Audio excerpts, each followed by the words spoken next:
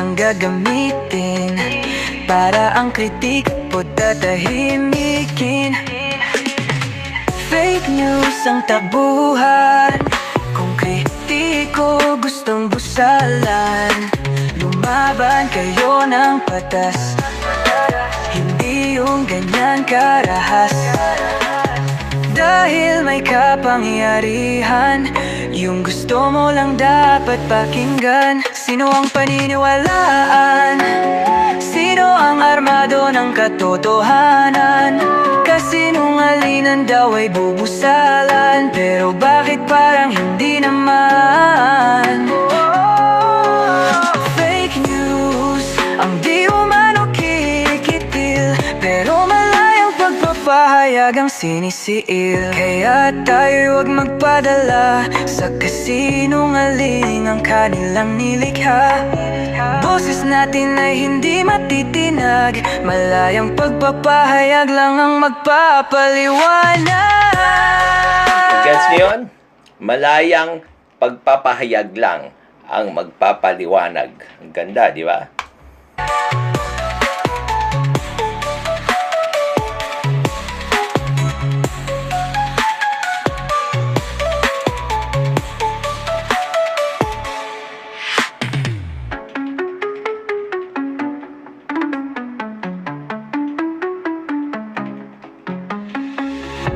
Kaya tayo huwag magpadala sa kasinungaling ang kanilang nilikha. Boses natin ay hindi matitinag, malayang pagpapahayag lang ang magpapaliwanag. Magandang umaga po sa inyong lahat. Ito po si Attorney Harold Respicio. Nagbigay po ng statement ang COMELEC kahapon, March 5, sa show ni Doris Begornia. Fake news pa rin daw si Attorney Harold Respicio. Mag-react po tayo. Andun yung mama, yung abogado chairman, talagang pinaninindigan niya na pwedeng ma-hack, pwedeng mapakialaman yung ating mga makina pagdating sa eleksyon. Talagang naninindigan siya. Hakabol ang sabi niya. Oo, saka kinasuhan daw siya dahil talagang parang pwedeng mangyari yung kanyang akusasyon. Tama. What do you say, Chairman? Una, hindi ko po tatalakayin yung mismong kaso sapagkat syempre nandiyan na po yan sa prosecutor's office ng City Hall ng Manila. Pero doon lang po sa sinasabi niya, ang sabi po niya, kasi Sir Alvin, Ma'am Doris, dinala namin sa inyong istasyon ang ating mga makina at yan po yung na-demo natin on the spot talaga pagkaaga-aga nung sa programa po ninyo. Una, ang sabi po niya, yun daw po kasing makina ay nakakabit sa internet mula umaga hanggang gabi sa araw na eleksyon. At yan po daw ay hindi gagana kung wala pong internet connection. Okay. Nakita niyo po doon sa inyong programa, nung dinala po natin, wala na po internet connectivity dyan. Nakasaksak lang po sa kuryente yung mismong makina. In fact, tinanggal pa natin yung saksak kasi pwede nating gumana ang makina kahit hindi po siya nakasaksak sa kuryente sapagkat meron po siyang battery na pwede po tumakbo ng 3 araw. So yun po yung okay. yung palang may mali. So ang sabi po niya, basta nakakabit sa internet, sure na mahahak po yan. Wala pong kabitan ng internet dyan. In fact po, ang sabi niya, pangalawa, ang mangyayari dyan ay magtatransmit muna ng result.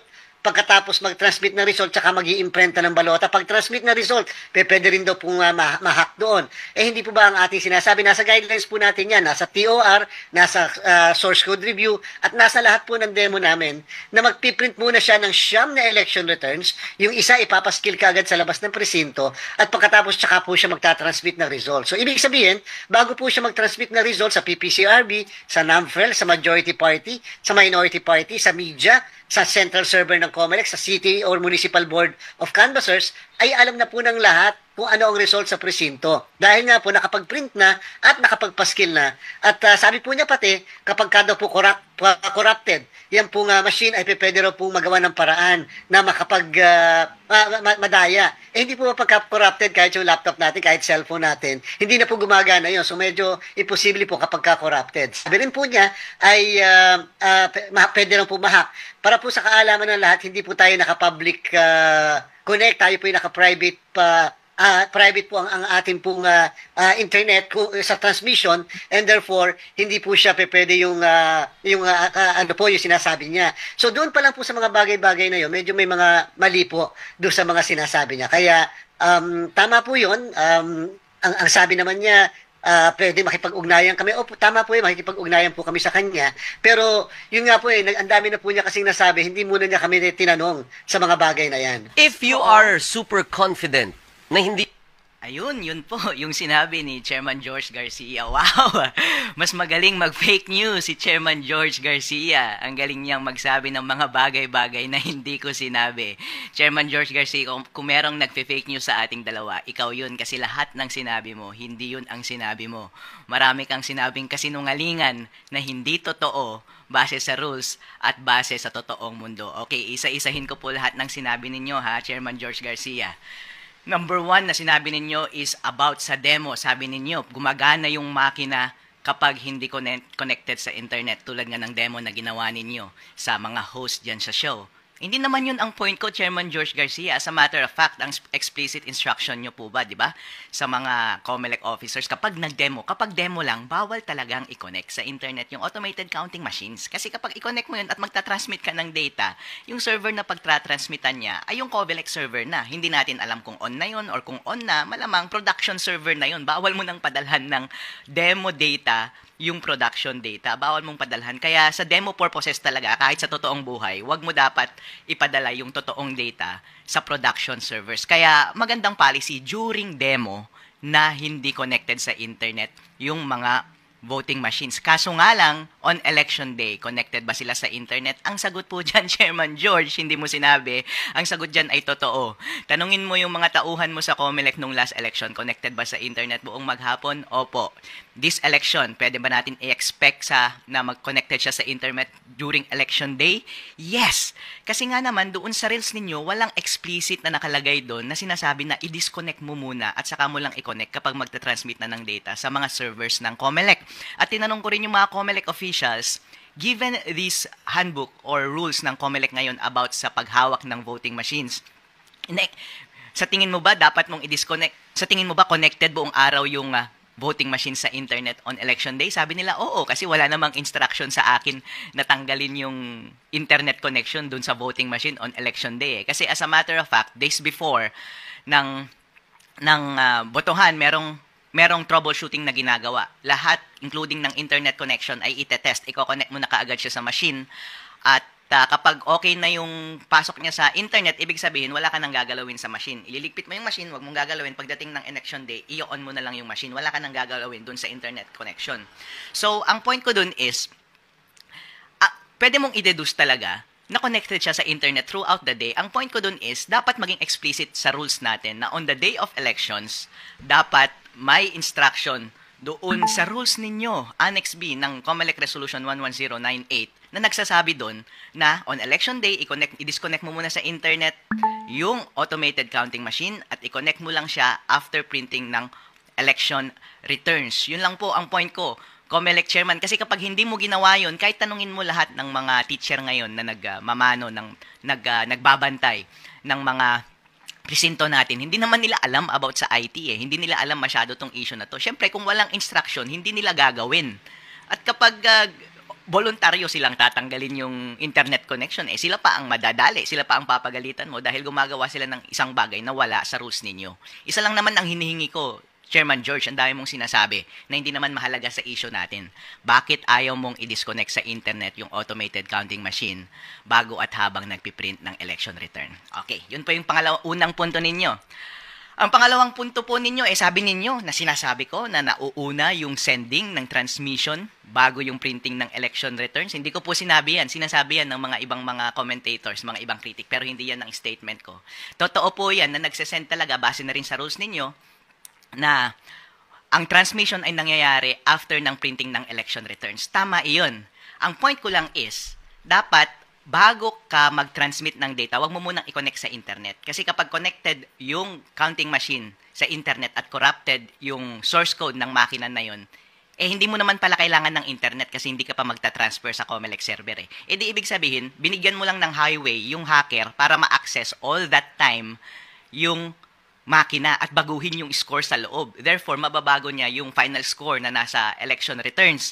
Di wala tayong kaalam-alam na iba pala yung final score sa totoong score na ibinoto ng taong bayan. Yun lamang po ang point ko, sir. Hindi ko kailanman sinabi na nauuna ang transmission kaysa sa printing. Kaya mahalaga talaga na tama na mauna yung printing, pero dapat yung printing bago at habang nagpiprint, hindi dapat connected sa internet yung automated counting machine para walang tsansa na mabago yung final score na nasa print. Period. Kasi kapag hawak na ng mga watcher yung final score na hindi na bago, malamang yun na rin ang ipapadala ng makina. Pwede mo nang i-connect sa internet yung makina at ipapadala niya na yung same score na yun sa server ng Comelec. Napakalinaw naman po, di ba? Para ganun po ang ganun. Yun po ang point ko. Okay, sa pangatlong point ninyo, sir, about sa corruption, halata talagang wala kayong alam sa computer. Ang sinasabi ninyo, ang lahat ng corrupted na gadget ay hindi gumagana. No, sir. Kasi ang akala mo kasi kapag sinabing corrupted yung laptop or corrupted yung cellphone or corrupted yung USB mo, hindi gumagana, di ba? Yun ang alam natin na corrupted. Pero maraming level ng corruption. Ibig sabihin lang ng corruption is hindi buo ang integridad ng source code or gumagawa siya ng isang bagay na hindi dapat niya ginagawa. Hindi ibig sabihin na hindi niya na totally pinapagana yung bagay na iyon. Ibig kong sabihin ay, habang ginagamit mo yung automated counting machine, for all intents and purposes, mukhang gumagana pa rin siya ng maayos. Pero hindi natin alam na merong idinagdag na daanan para sa isang masamang tao para manipulahin or magbigay ng instruction sa makina na yon habang connected yung makina sa internet. Yun po ang ibig sabihin ng corrupted. Kaya po doon sa, nung January nga, merong demo na pinakita sa Senate, di ba? Yung cellphone gumagalaw kahit hindi mo ginagalaw dahil na-access siya remotely. Yung cellphone na yun, gumagana pa rin, hindi ba?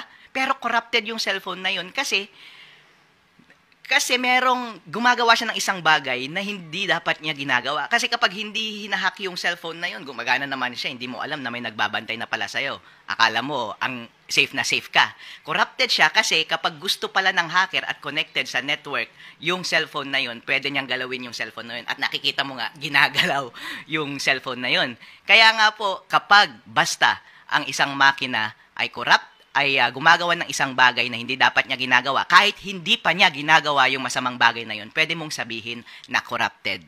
Chairman George Garcia, ikaw ang fake news. Halatang-halatang wala kang alam sa mga bagay na to. Mas maganda siguro na mag-imbita ka ng IT expert at magdebate kami. Okay? Kasi ang ginagawa mo, strawman fallacies lahat to kasi nungalingan lahat, nagsasabi ka ng bagay-bagay na hindi totoo sa totoong buhay, hindi totoo sa rules, at hindi totoong sinabi ko.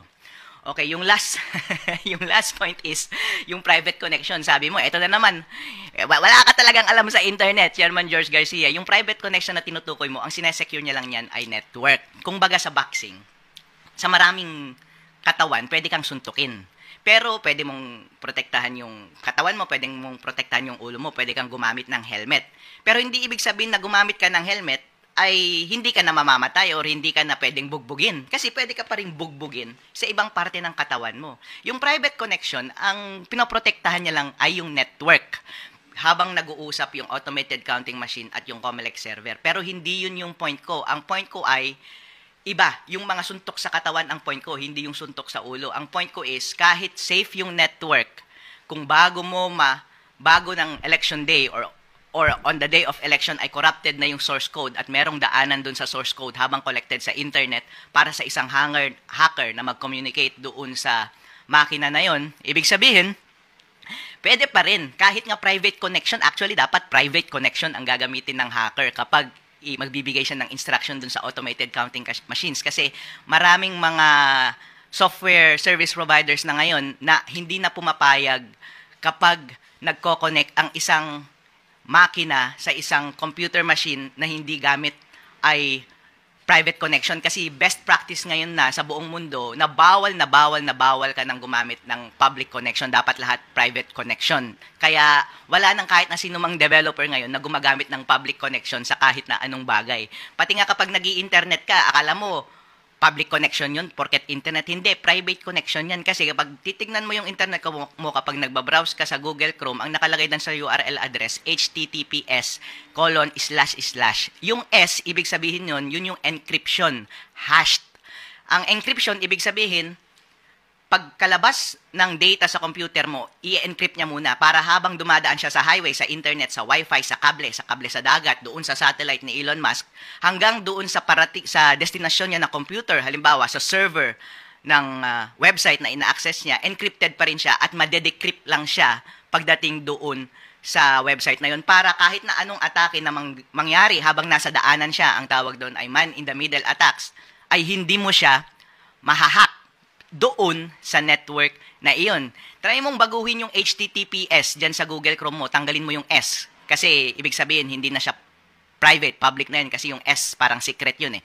So, pag tagalin mo yung S, ang lalabas sa Google Chrome, di ba, sasabihin niya, your network connection is not secure, do not proceed, di ba? Kasi wala na talagang gumagamit ng public connection ngayon. Yung private connection, basic yan sa lahat ng computer program. Actually, ina-expect ko yan dito sa automated counting machines. Pero, Sir, Chairman George Garcia, yung hacker, ang gagamitin niya din ay private connection. Kasi kapag gagawin yun, kapag ako yung pagagawin mo, private connection yun kasi hindi ko kayang gawin na mag-connect sa isang remote computer katulad ng ACM galing sa isang hacker server, galing sa labas using the internet.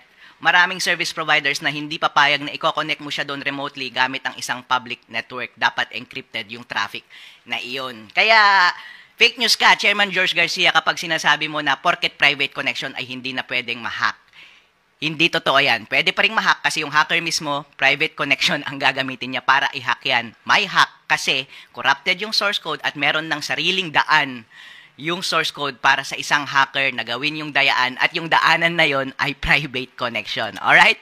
Chairman George Garcia, kapag ikaw ay nag-explain, akala mo alam mo lahat at pinapalabas mo na sinungaling ako at nagsasabi ka ng mga bagay-bagay na hindi totoo, na hindi ko naman sinabi, hindi totoo base sa mga rules, hindi totoo base sa totoong practice sa IT. Ikaw ang fake news, Chairman George Garcia, dapat ikaw ang kinakasuhan eh.